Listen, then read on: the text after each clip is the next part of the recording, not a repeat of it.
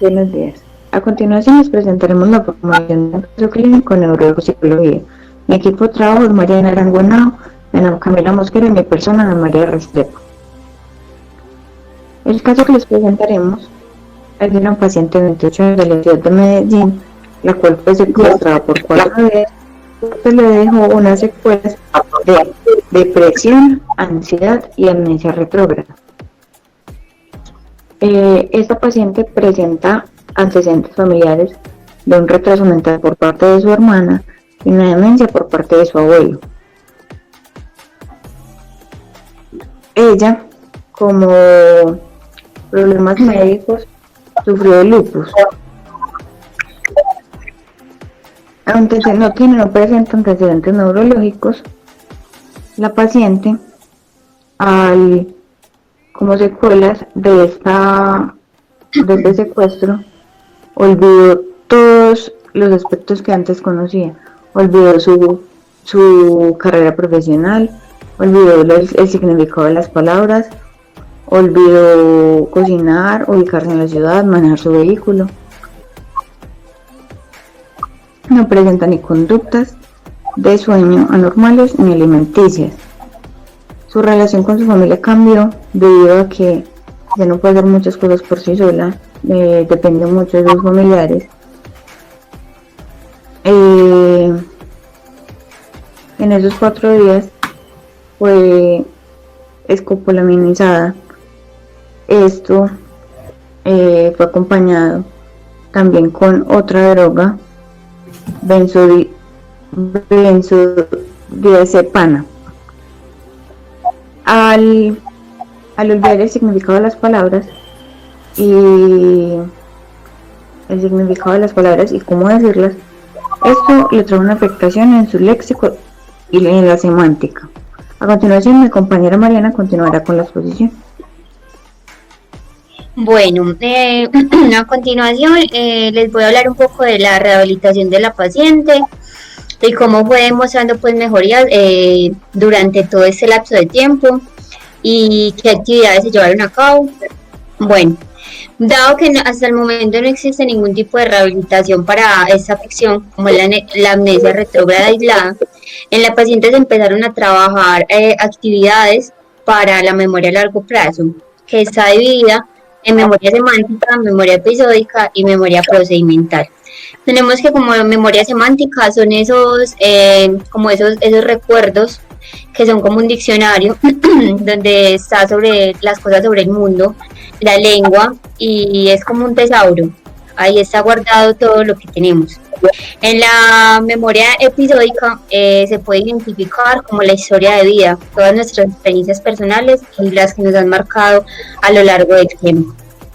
Por otro lado, está la memoria procedimental, que es aquella la que almacena la información relacionada con los procedimientos, es decir, con las habilidades motoras que hemos adquirido a lo largo de la vida y que no olvidamos tan fácilmente, como escribir, tocar el piano, andar en bicicleta, abrochar los botones, son actos que hacemos de manera inconsciente, en las que se encuentran también involucradas las estrategias cognitivas, como hacer algún tipo de cálculo.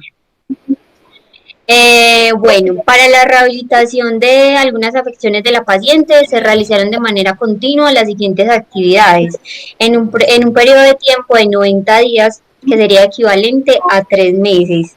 Esas actividades se realizaron con intervalos, es decir, algún día se implementaban algunas, luego otras y se hacían de manera alterna, o sea, no se hacían repetitivas. Se observó de manera constante la evolución de la paciente. A continuación vamos a presentar las actividades que se dieron pues en esta rehabilitación. Las dejo con mi compañera Dana.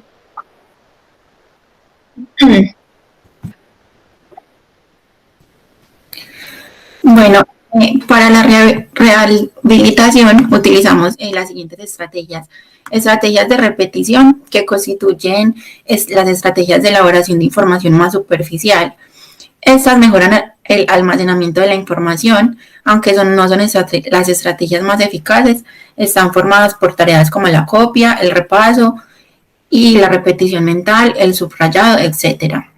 También vamos a hablar de las estrategias centralizadas. Constituyen en extraer la información fundamental con el fin de reducir el material a almacenar. Aquí sustraeríamos los datos relevantes. Ejemplos serían estrategias como los resúmenes y los esquemas.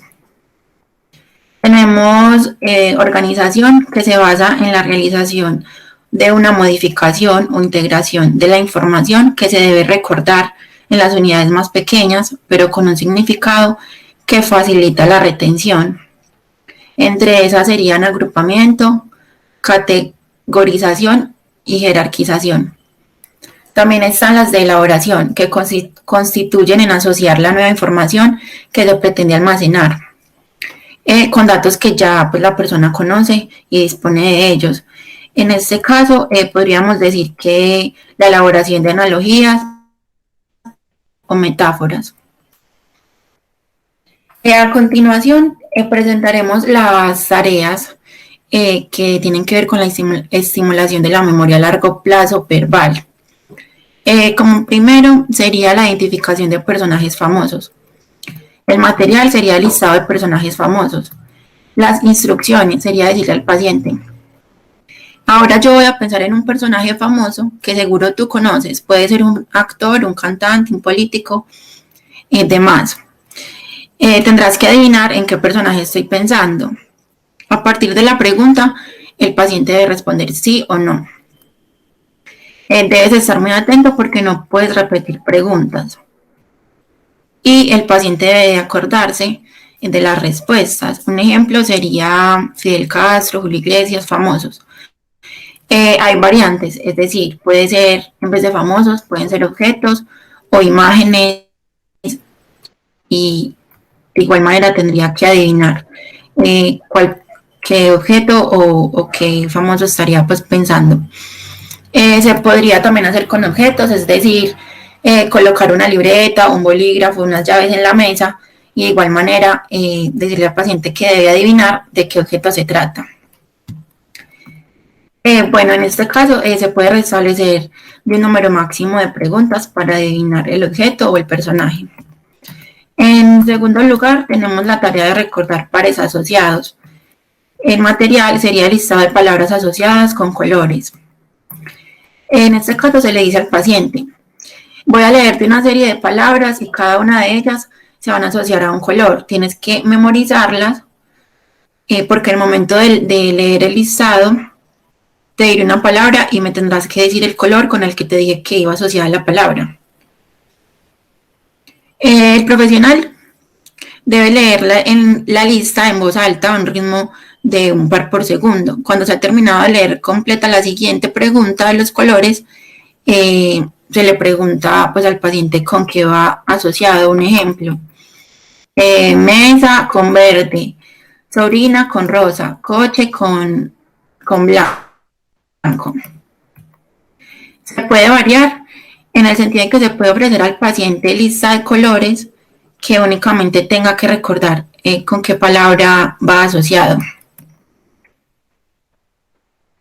O también se pueden dar estrategias al sujeto para mejorar la memorización, como por ejemplo, imagínate un coche de color blanco que vaya por la carretera.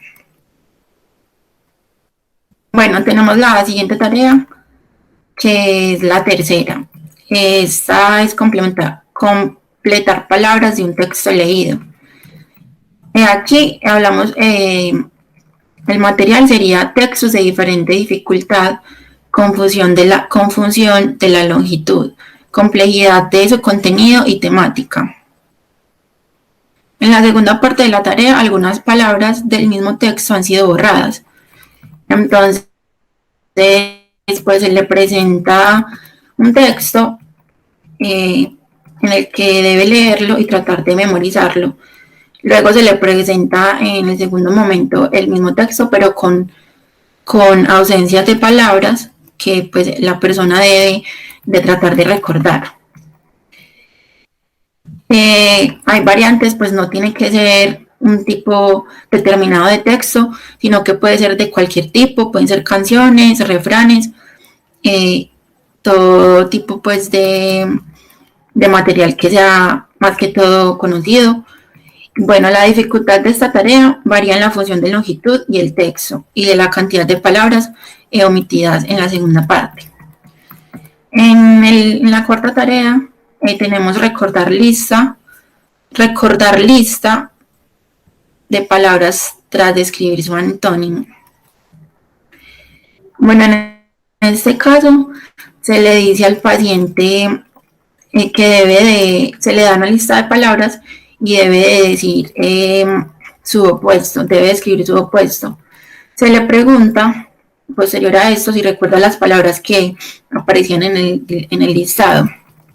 Un ejemplo, si fue gordo, guapo, alto o calor, en este caso sería las palabras, debería escribir al lado flaco, feo, bajo, frío. También se le puede decir que en vez de antónimo coloque sinónimos, o se le puede decir que recuerde los antónimos que escribió, además de las palabras del listado. En la quinta tarea tenemos asociación de fechas y hechos. El material sería una lámina en la cual aparecen diferentes hechos ocurridos a lo largo de la historia con fechas que tuvieron pues este lugar. Se le dice al paciente: aquí tienes diferentes hechos históricos y diferentes fechas. Tu tarea consiste en emparejar las fechas y los acontecimientos. Si no recuerdas el año en el que ocurrieron, deberás intentar deducir de forma lógica las fechas en función de la comparación con el resto de los episodios. Pues en este caso estaría un listado de años: 1936, 1977, etcétera, y un listado de hechos: inicio de la guerra civil, atentado en el tren de Madrid, y tendría pues que asociarlo. A continuación explicaremos los resultados que se dieron al llevar a cabo todas estas tareas en el tiempo ya mencionado con la paciente. Bueno, en la